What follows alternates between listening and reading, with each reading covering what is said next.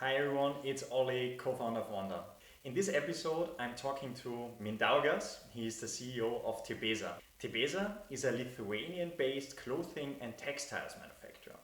In this episode, we're talking a lot about the advantages when you source from premium clothing manufacturers located in Europe. And we give some interesting tips and tricks if you are a fashion or clothing brand, how to scale your product line with European contract manufacturers in the fashion and textile space. So without further ado, let's get it started.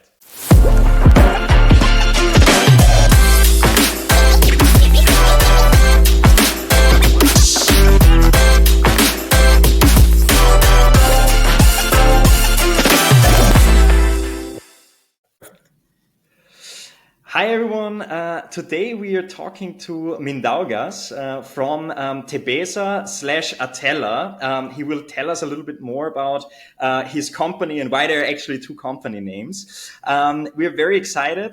Today the topic is fashion, private label in fashion and overall manufacturing in the textile and in the fashion industry. So without further ado, I will introduce you to Mindaugas. Mindaugas, the stage is yours. Okay. Hello, everyone. Oliver, thank you for opportunity to introduce my company, my private label collections at the same time. I'm a manager, seller in my company already for nearly 30 years, and my responsibilities is to guarantee company development, operational planning, and supply chain control. I also co-owner of women's wear fashion label Atella together with my family. So it's already, we started 2015 with our private label, and it's nearly 10 years we're already in collections creating business, let's say. Nice. Nice. And you told me before that it's a real family business as well. So one of the models behind you is your daughter. So I assume this is really where a company or companies where still everyone is like very hands-on. Which also brings me up to one of the main topics that I would like to talk about today, which is manufacturing in Europe, manufacturing clothing in Europe.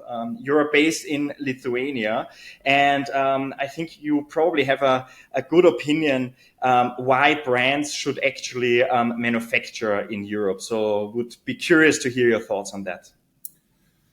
Yeah, why Europe? European textile really has very big traditions in textile production. You can take every market: Spain, Portugal, Italy, Germany. Every country has strong textile industries, and all this. The textile industry is ruled on, I would say, very strong values, old values, and we are taking here very much about conditions of work, about there is quite strict rules. Do not use any chemistry which is forbidden, which is how to say, which gives Harmful. harmful for people in use, and there is really quite strong regulations for work time, relax time.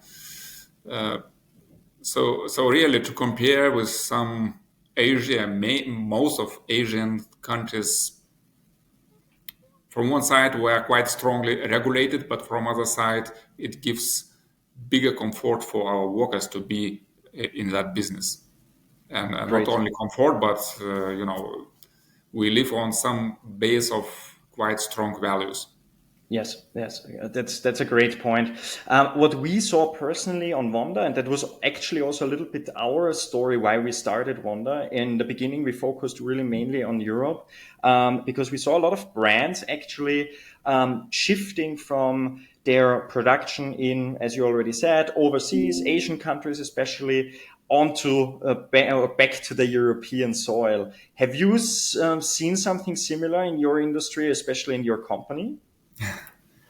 Yeah, actually many years ago, let's say 15, 20 years ago, it was strong wave to move textile to China and other Asian countries. But really 5-6 years ago, companies start to turn back from these countries. But the problem is when brands are returning back to Europe, they're looking for production capacity, they are looking for similar price level, like in China, like in Vietnam, Bangladesh. But when you have some so strong regulations and rules in industry, as I was talking before, there's no chance to have so small price level. So therefore, it's not so easy for companies just return back. When you are back from Asia, you immediately have much higher cost price, and it affects very much your sales and prices you have in the market. So it's not so easy process, but again, the question stands on values. Yeah. That's a good point. What we also see, and maybe you can confirm that or challenge me on that, but the end consumer, it's a little bit like a two-sided sword. Yeah, on the one hand, we have a lot of consumers caring about sustainability, but then you have, on the other hand, all these now big players like Shein and Temu popping up and actually playing completely against it, actually. But on the same side, I see that there's emerging some brands that say, okay, we are not cheap. We are definitely not fast fashion, but we care about values as well. Do you have, for those kind of brands who really say, okay, it's not only about the price, it's about quality, it's about the values. Do you have some tips for sourcing then actually from Europe and potentially also with you? So shifting their supply chains back, maybe what should they consider when they work with a European manufacturer like yourself? What they should consider. We are discussing now quite a lot in different platforms about supply chain. And when companies produce outside Europe, especially European companies, European brands, when they're producing outside Europe, the supply chain became really long, and this way you spent a lot for transports. You spent you spend your money. Your money leave Europe. That's again from economical side of view. It's not so healthy for national economies, because the best way to do business is to do it as locally as possible, to spend your money locally, so that money returns back to your country, your let's say European Union economies, by salaries, by taxes we pay to our governments. So that's again one big plus here. And from other side, what I said before, all these regulations, sometimes it gives us some troubles, but from other side, products you buy, which is produced in Europe, the most hopefully it's more healthy and more sustainable. Totally makes sense. So what you also mentioned is a very important part. Yeah. What we also see is that many brands might have the expectation, okay, you have maybe a cheaper unit price for per product. But if you calculate in the transportation, as you said, yeah, which is usually then done in containers, etc., it also means way higher minimum order quantities. And we saw it during COVID, yeah, and we know how fragile also the supply chains are.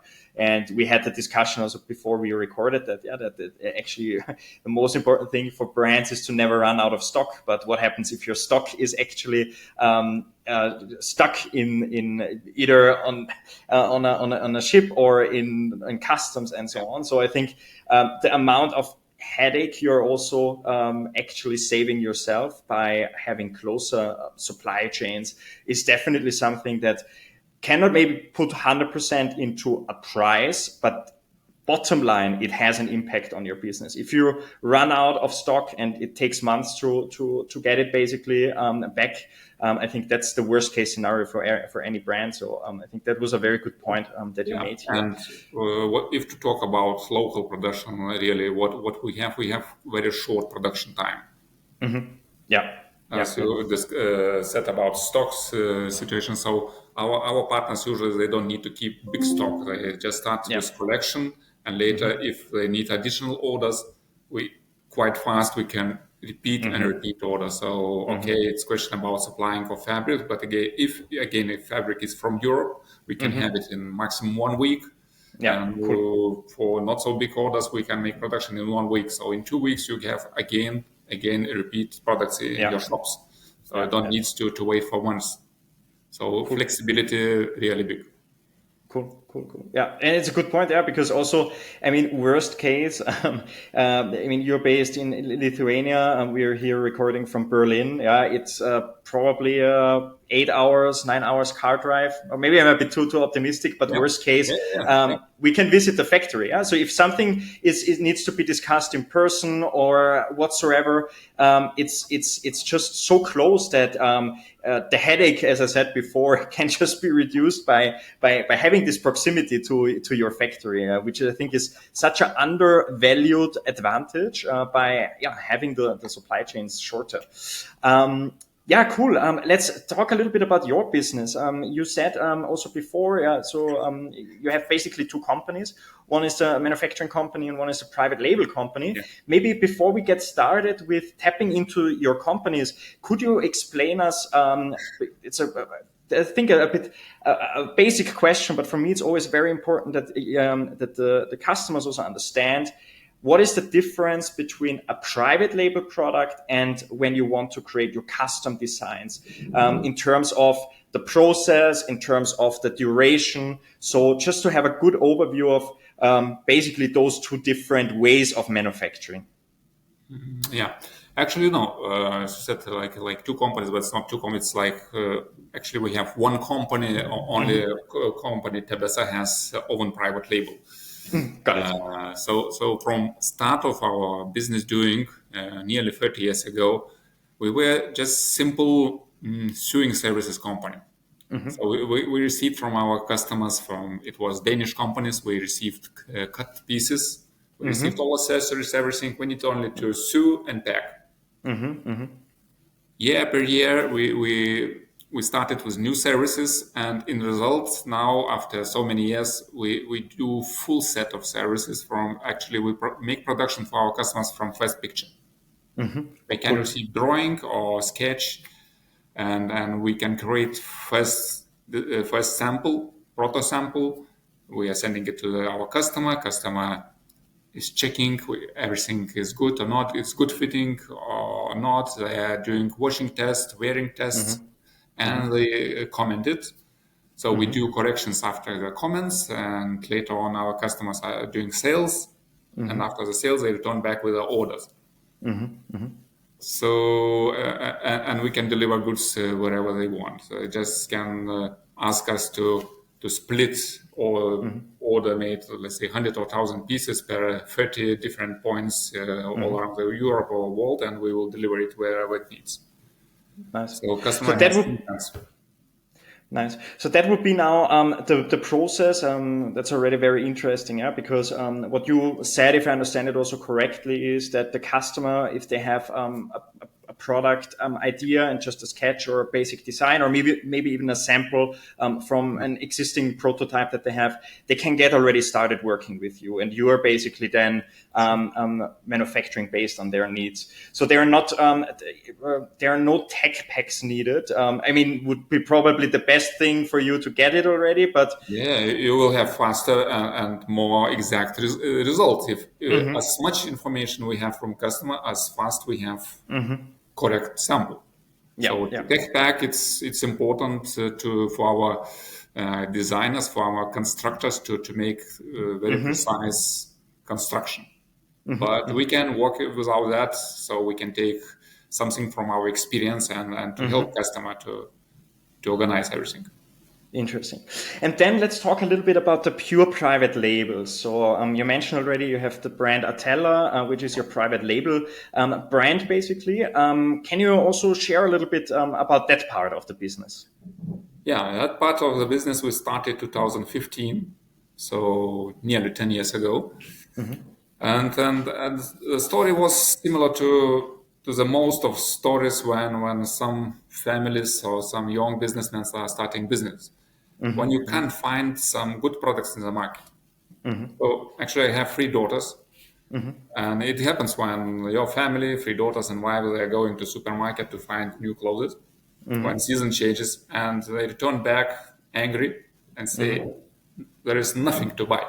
I have money, there is nothing to buy." Some products are nice but bad quality. Some products are has good quality but crazy big price. So I said to them, we have production company for so many years. So we have huge experience, big know-how, and actually uh, we have good tastes to in understanding trends. So I said to them, let's try to start our private label because production company has quite good financial situation. So we gave financial support for our brand. And step by step, we started to create collections. And now I can say this year we're planning that incomes from our private label sales will be actually a half of our incomes, our company incomes. Wow, crazy. So everything runs nice with our private label. We're growing quite nice. Last few years it was more than 40% growing. Maybe this year a bit slower. So we're looking for new markets. At the moment, we are trying to go to USA market with a hope to find space here for our collections. At the same time, we're looking for new markets in Western Europe mainly. Because here around Lithuania, we sell step by step. We are doing sales by our web shop. Interesting. And is it also possible for a brand that sees, okay, the Atella brand is looks amazing, the products look amazing, and I private label it myself? So I put basically my label on it? On our collections products. On your collections products, yeah? It depends. It depends in which market will you operate with these products. So I think everything is possible. It's just to see to hear your idea very clear and why not? Why not? Interesting. If you're going with your private label or you already with your private label in your market, so let's say Spain or Germany, and we are not in that market, so we can go with your idea and to grow our sales and production. Nice, interesting, cool. Yeah, we already talked now a lot about the overall process. What now interests me a bit: who are your typical? I would say we are always talking in a B2B context here, right? But who are your typical customers? Is it small brands? Is it large brands or retailers? Is it both? Or maybe you can give us a bit an idea who can actually work with you. Yeah, actually, our customers are different by size, by history. Such some very known Finnish brands like Marimek and others. They are our partners for already nearly 20 years. So we produce collections for them. So Nice. it's a brands selling production worldwide. They're selling in Europe, in USA, in Asia, and still growing. And production orders are really nice, nice by size. It's not few hundred pieces per product, but 1.5, 2, 3,000 pieces per model still. And Interesting. I still produce in Europe, in different countries, Lithuania, Spain, Portugal. And at the same time, some of our customers are small brands, young brands, and you never know which one of them will grow, how far they will grow, but anyway, to produce smaller quantities, it's a bit more expensive. But anyway, we are trying to find price level comfortable for both of us. So Cool. only Interesting. it's difficult to work with totally new brands when especially young people, they think everything is very easy and tomorrow they will start to sell big quantities, but Yeah. it's not so easy to grow in textile business, to find Yeah. a space in the market. So when some young people with young brands are coming, just would like to make start, I already know that it's not so easy, but sometimes we try to work with them. Yeah. Nice. So it We would be listen, good. we listen about idea. We are looking at Yeah. people. Are they really smart Yeah. or just like just art man? Dreamers. We call them dreamers. Yes, Yeah. Yeah. yes, dreamers, Yeah. Yeah, yeah, exactly. No, but cool. That makes a lot of sense. So, actually, already coming to an end of the podcast. What would you give, or what should potential clients basically know and consider when they want to start working with you? Is there a way where you say it's the best way to get started? Yeah, how do you see what's the best way to get started basically to work with you? Again, it depends on the customer. It's the best customer for us, which is coming already with nice orders, especially if to talk about production company and customer which is maybe growing in the market and he need extra production capacities. From other side, we would like to find customers um, are, are ready to pay for quality, especially Definitely. Yeah. because I can say 100% of the customers, they would like to have highest level quality, Yeah. but not all of them would like to pay for it Yeah. Yeah. because quality is costly thing. If to talk from first stage, from fabric, from yarn, from accessories quality, work quality. So it costs because you need to have high level specialists in your company to sell high quality products. With low price level, which comes from Asia, there is no chance to promise good Yeah. quality. Yeah. Yeah. So, and if to talk about our private label again, we're looking for boutiques, for small chains, family chains in different countries who are selling women's wear, kids wear. We can produce again by customer request. But our private label is woman wear at the moment. So we can share information about our collection. They can see our products in our website, and we start to discuss about models, about prices, about quantities. Usually, what we sell, what we have in our web shop, we have it in stock. So small quantities we can deliver immediately. In case we have small quantities, second part of the season, or customer would like to select some products from older collections, we can repeat orders quite fast. Cool. So Perfect. we're flexible. Perfect. That's a great final statement. Flexibility, made in Europe, highest quality. I think three great unique selling points why you should definitely consider working with Tebesa and Mindaugas and his company. Mindaugas, thanks so much for joining this conversation. This podcast was very, very insightful. Thank And you. yeah, we see each other obviously on Wanda, and have a good day. Thank you for everyone. Thank you. Bye. Bye.